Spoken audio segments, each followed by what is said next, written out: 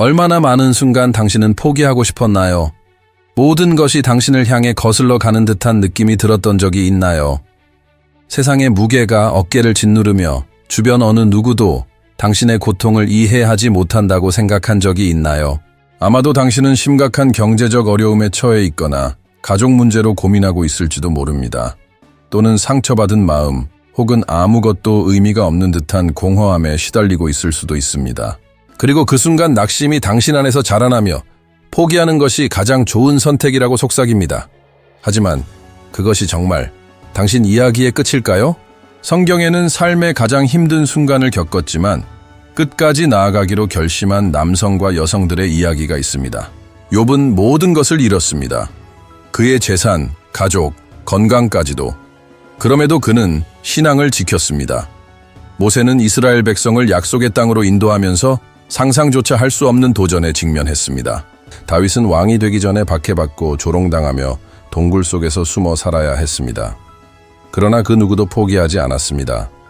그들은 믿음을 가지고 인내하며 마침내 승리했습니다. 하나님은 당신이 감당할 수 없는 시련을 주지 않으십니다. 하나님은 당신이 승리할 수 있도록 충분한 힘을 주셨습니다. 그런데도 이런 생각이 들 수 있습니다. 듣기엔 좋지만 실제로 어떻게 적용해야 할까요? 포기한 사람으로 기억될 것입니까?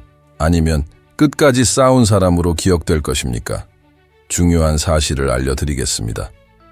지금 당신이 겪고 있는 싸움은 당신을 파괴하기 위한 것이 아니라 당신을 강하게 만들기 위한 것입니다. 잠시 멈추고 생각해 보세요. 만약 그들이 포기했다면 어떻게 되었을까요?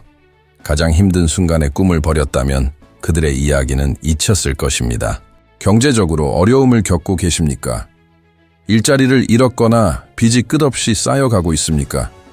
빌립보서 4장 19절을 기억하십시오. 나의 하나님께서 그리스도 예수 안에서 그의 풍성한 영광 가운데 너희 모든 필요를 채우시리라. 그들의 기적은 일어나지 않았을 것이고 승리는 기록되지 않았을 것입니다. 이제 제가 묻겠습니다. 당신의 이야기를 그렇게 끝내고 싶습니까? 그러나 지금 그녀는 세계에서 가장 영향력 있는 진행자이자 사업가입니다. 토마스 에디슨은 1000번 넘게 실패한 후 전구를 발명했습니다. 마이클 조던은 고등학교 농구팀에서 탈락했습니다. 이제 저는 당신에게 도전하고 싶습니다. 네, 도전입니다. 앞으로 일주일 동안 매일 아침 휴대폰을 확인하기 전에 불평하기 전에 먼저 기도하세요. 하나님은 지금 당신과 함께 하시며 당신을 강하게 하고 계십니다. 그리고 또 누가 이런 고난을 겪었을까요? 오프라 윈프리는 초기에 방송사에서 해고당했습니다. 이유는 그녀가 TV에 적합하지 않다는 것이었습니다.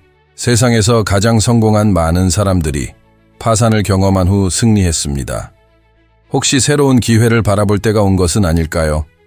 용기를 내어 새로운 기술을 배우고 한 걸음 내디뎌 보세요. 이는 당신의 공급이 환경이 아니라 하나님으로부터 온다는 의미입니다. 그렇다면 기다리는 동안 무엇을 할 수 있을까요? 멈추지 마세요. 계속 배우고 계속 성장하세요. 그들이 포기했더라면 어떻게 되었을까요? 그리고 당신이 지금 포기한다면 어떨까요? 당신 안에 있는 가능성을 스스로 묻어버리고 싶은가요? 마음이 다친 상태라면 배신과 상실의 아픔을 결코 극복할 수 없을 것 같다면 시편 34장 18절을 기억하세요. 여호와는 마음이 상한 자에게 가까이 하시고 중심이 상한 자를 구원하시는도다. 경제적 문제가 아니라 감정적인 문제를 겪고 계신가요? 아무도 당신을 이해하지 못하고 아무도 당신을 신경 쓰지 않는다고 느끼나요? 정말 그럴까요? 아니면 하나님이 이미 당신을 위해 준비해 놓으신 것들을 보지 못하고 있는 것일까요? 하나님이 모든 것을 주관하고 계심을 선언하세요. 감사하는 마음을 선택하세요. 비록 답을 보지 못하더라도 믿음으로 행동하세요. 당신은 몇 번이나 몰래 눈물을 흘렸습니까? 아무도 당신의 싸움을 알지 못했던 적이 몇 번 있었습니까? 겉으로는 웃고 있었지만 속으로는 절규하고 있던 순간이 얼마나 많았습니까?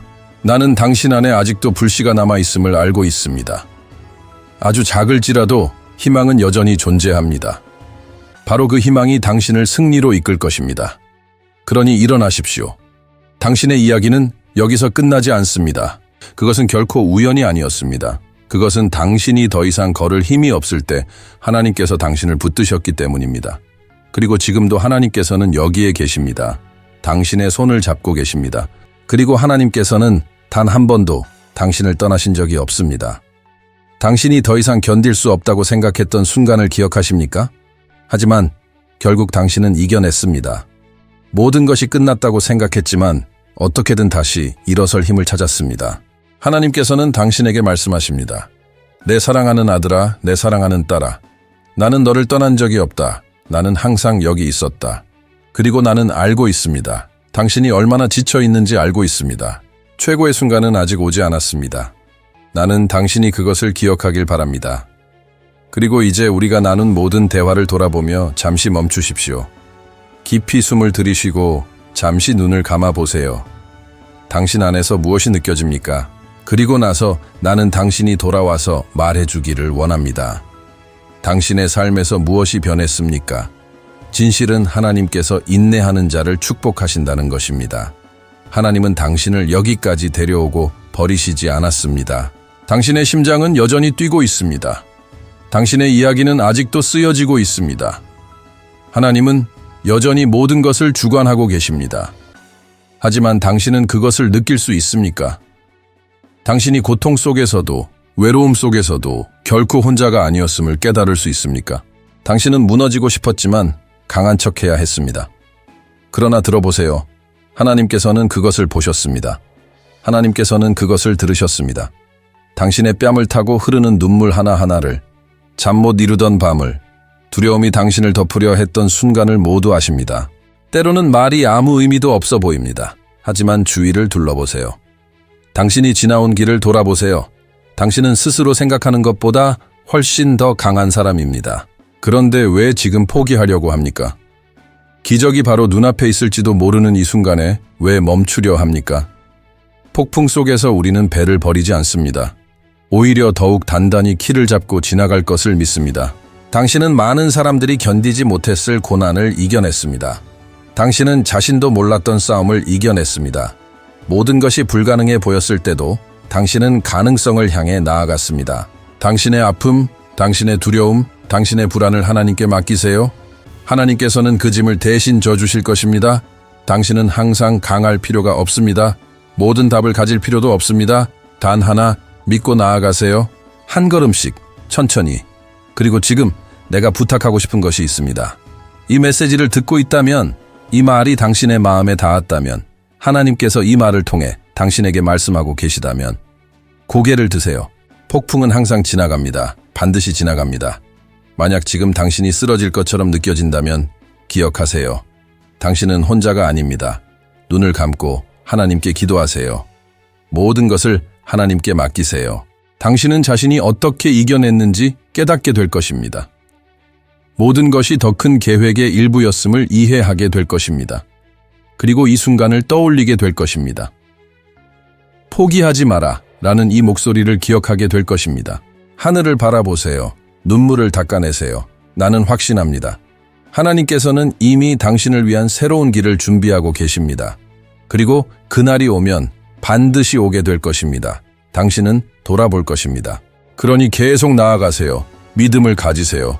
당신은 이미 승리했습니다. 승리는 이미 기록되어 있습니다.